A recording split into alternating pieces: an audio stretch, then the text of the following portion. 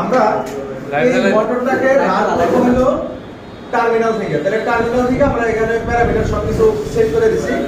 আর এইটা রাখা হয়েছে হলো আমাদের রিভার্স অপারেশন, অর্থাৎ আমরা মোটর যখন চালু দেবো, ভিএফডি যখন চালু দেবো তখন মোটরটা রিভার্সে রান করবে। আর X2 সিলেক্টর সুইচ এটার মাধ্যমে আমরা যখন চালু দেবো তখন মোটরটা আবার ফরওয়ার্ডে ঘুরবে। আমরা এখান থেকে X1টা চালু দিলাম, X1 চালু দেওয়ার সাথে সাথে মোটরটা রিভার্সে ঘুরতেছে। এই অবস্থাতে যদি আমি X2 সিলেক্টর সুইচ চালু দিই তাহলে মোটরের সুইচটা মোটরটা বন্ধ হয়ে যাবে, কিন্তু মোটর ঘুরবে না কোনো দিকে, এটা ফিক্সড হয়ে থাকবে। এরপর আমি X1টা বন্ধ করে যদি X2টা চালু রাখি তাহলে মোটর রিভার্সে রানিং ছিল, এখন আবার মোটর ফরওয়ার্ডে ঘোরা শুরু করবে।